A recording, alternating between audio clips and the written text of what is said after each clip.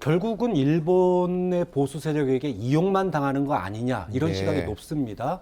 바로 어제였습니다. 어제 일본의 주요 신문사 기자들이 토론회를 열었는데 네. 그 자리에서 나온 얘기가 이거예요. 식민 통치에 대해서 과정에서 불법이 없었다라는 겁니다. 그렇기 때문에 강제징용도 없었고 강제 위안부도 없었다는 겁니다. 그리고 설사 피해를 입은 사람이 있더라도 1965년도에 우리는 보상을 끝냈다. 근데 이제 와서 뭘 또 달라 그러느냐? 그렇기 때문에 사과나 반성 그리고 심지어 제3자 변제에 참여할 의사도 없습니다. 이거는 철저하게 한국의 문제이지 일본과는 아무 상관없는 문제라는 게 어제 일본 주요 신문 기자들 토론회의 핵심적인 내용이에요. 네. 일본 정부도 여기서 한치도 벗어나지 않습니다. 우리가 통 큰 양보를 한다고 해서 일본이 뭐 의미 있는 변화책을 내놓을까? 사실 지금 가장 대두되고 있는 게 수출 금지를 좀 완화해 주는 거 정도인데 어제 토론회에서도 그 얘기가 나왔어요. 근데 한국이 이렇게 성의 있게 노력을 하니 우리가 뭐 좀 줘야 되지 않을까? 그런데 이거는 제3자 변제에 대한 성의가 아닙니다. 지금 북한이 북핵을 쏘고 있으니 실험을 하고 있으니 이거를 갖다가 막기 위해서는 우리가 불안하니까 지소미아가 필요한데 윤석열 대통령이 지소미아를 갖다가 다시 한다면 그거 하는 거 봐서 수출 금지도 점진적으로 풀고 그다음에 화이트리스트에도 점진적으로 넣어주겠다.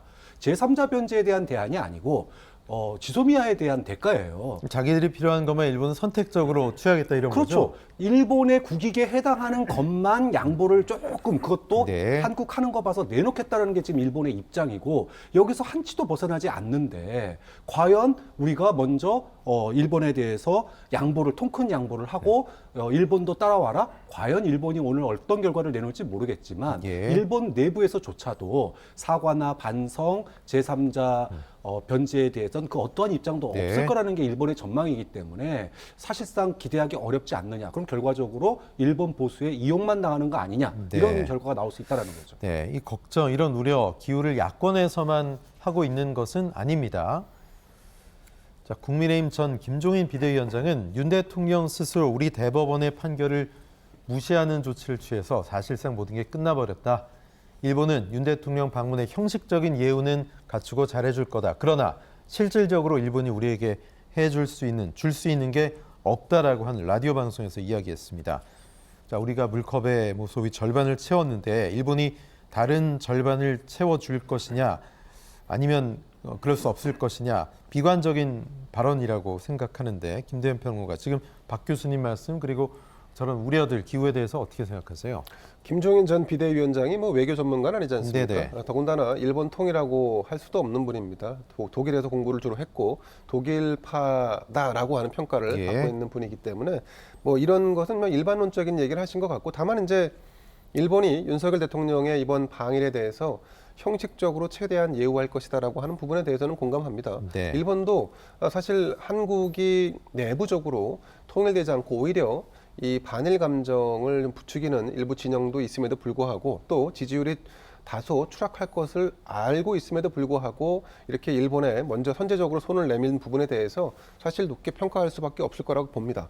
그래서 사전 협의에서 어느 정도 진전이 있었는지 또 오늘 있을 한일 정상회담에서 정말로 현장에서 기시다 일본 총리가 어떤 결단을 또 내려줄지 이거는 아직 아무도 알 수 없습니다. 네. 윤석열 대통령의 머릿속에는 아마도 김대중 오부치 이 1965년도, 1980년도, 70년도에 있었던 98년이죠? 1998년입니다. 네. 1998년에 있었던 예. 김대중 오부치 이 양국 정상의 어떤 그 합의안 이런 것들을 아마 머릿속에 그리고 있을 것 같습니다. 그래서 통절한 반성 그땐 그런 표현까지 그렇습니다. 나왔었죠. 예, 그래서 통 큰 진전이나 아니면 정말로 사과성 발언들이 상당 부분 담길 수 있다면 네. 그러면 윤석열 대통령도 좀 짐을 좀 덜 수 있지 않을까.